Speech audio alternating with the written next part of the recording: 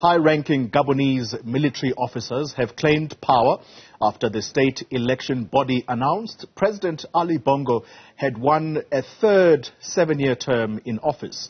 Now, the officers, who represent security and defense forces in Central Africa, made the announcement early this morning. The military has closed the country's borders until further notice and dissolved all state institutions, they said. If successful, the apparent coup would represent the 8th in West and Central Africa since the year 2020. Now, tensions were running high in Gabon amid fears of unrest after Saturday's presidential and legislative polls. Bongo's disputed victory extends his family's 56-year grip on power. Je suis là, d'abord pour rendre justice. Je suis là pour vider l'injustice. Je suis là pour vous tous. Je suis là pour les affamés. Je suis là pour les mal logés. Je suis là pour les non logés. Je suis là pour les veuves. Je suis là pour les orphelins. Je suis là pour les maltraités. All right, let's get some perspective now on this coup, and we are joined by the Director for Geneva Center for Africa Security and Strategic Studies. David Otto is live for us in Abuja this morning. Mr. Otto, thank you very much for your time. Let me get your thoughts about what you think precipitated this latest coup in Gabon. Well, I think what we know so far is from the military junta that has declared itself as, the Committee of the Transition and Restoration of Institutions. I mean, they're saying that the government has not been respecting the will of Gabonese. Of course, this is in connection to the just announced, presidential election, giving President Ali Bongo 64.27%, as opposed to his opponent, Albert Ondo, who had 30.77%. The election has been marked by irregularities. Of course, the opposition leader, Albert Ondo, had previously declared himself as the winner. But of course, that was not the announcement of the Electoral Commission. So effectively what the military is saying is that the government has not been respecting the will of the people, and that it has now taken power and dissolved all key institutions. Remember that during the election, the government had actually restricted internet. It was shut down and is still being shut down as we speak. They had instituted a curfew to restrict movement. And some of the key media outlets, especially RFI, France 24 and TV7 had been banned from covering the election. So it's another shock. It's another coup pandemic that we're experiencing, not this time not in the Sahel, but in the Central African region. All of the elements that you've mentioned above, the blocked internet, the journalists being banned from entering the country, particularly foreign journalists, and then to top it off, the changes that are made to the ballot paper just weeks before election day, all of these, do they paint a picture of a pre- and post-election that could, if Mr. Bongo argued, for example, that were conducive for a free and fair election? Yes, of course. These were all very key issues that, has precipitated to a point where the opposition has cried foul.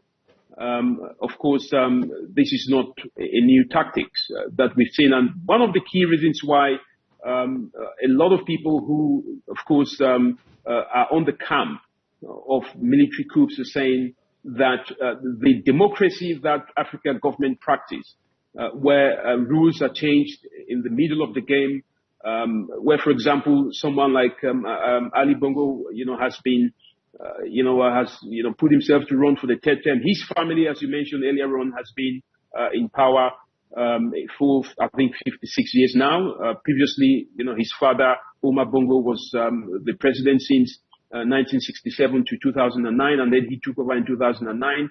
So all these, level of complaints and, maneuvering the electoral processes, some kind of not giving democracy the independence of the legislature, the judiciary, and the executive.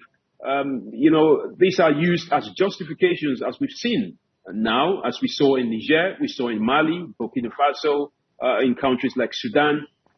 So yes, these are all challenges that countries in Africa do face.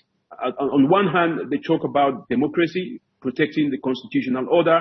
On the other hand, the institutions of democracy are highly corruptible. Yeah. And of course, this is leading to a spread of military coups where men with guns, would take over from men with ballot boxes.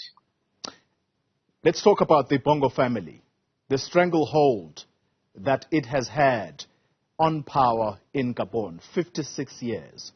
Could this mark the end of the road for this family, particularly in the political life of Gabon, you think?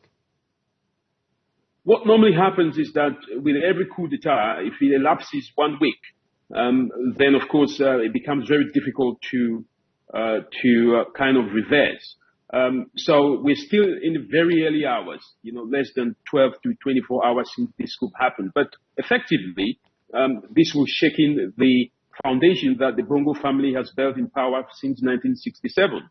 And of course, there's a possibility that if nothing is done, of course, I'm not sure that ECAS, which is the Economic Community of Central African States, to which Gabon is a member, has any standby forces that they could deploy to kind of reverse the coup before the military consolidates power, before it gets the support of the population, or perhaps, gets external support. So this is likely some kind of an uncertainty in terms of, if the Bongo family is going to continue being in power after this. Ali Bongo himself has not been very well. He suffered from a stroke.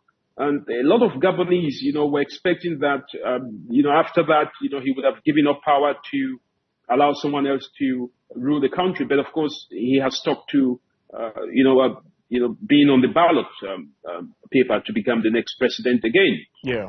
So there is a risk, of course, that this is the end of the Bongo dynasty, I call it, in Gabon. But still too early. We're still within the 12 and 24 hours window in which many coups do fail. Yeah, and we would do well to remind ourselves that this is not the only coup that could have taken place in Gabon. A previous one resulted in a number of soldiers being sent to jail in that country. Final question for you, David.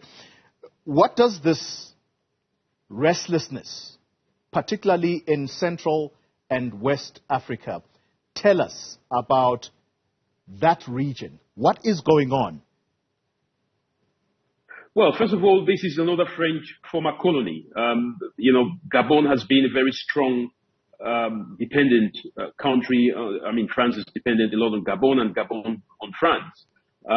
It tells us that the French domination in the continent is swelling at breakneck speed. Former colonies are kind of reversing what they see as France's stronghold. And this is why we are seeing events happening in countries like Gabon.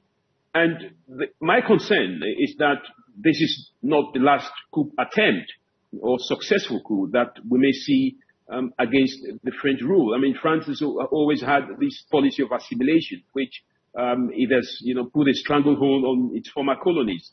And as time unfolds in the 21st century, the younger generation has been inspired to reverse this political stronghold that the French has had in the continent.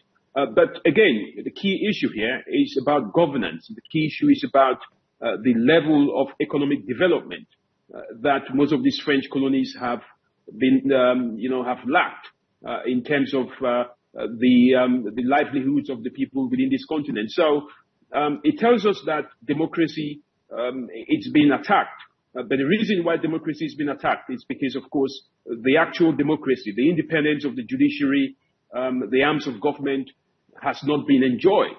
in this part of the world. And the last thing, which is very important, is that most of these governments, have used the military and security agencies to protect the regime rather than protect national security. And of course, the beast is eating the one that fits it at this point in time. Very, very, very beautiful thoughts there from David Otto. Thank you very much for the analysis of what is going on in Central and West Africa. David Otto is the director for Geneva Center for Africa Security and Strategic Studies.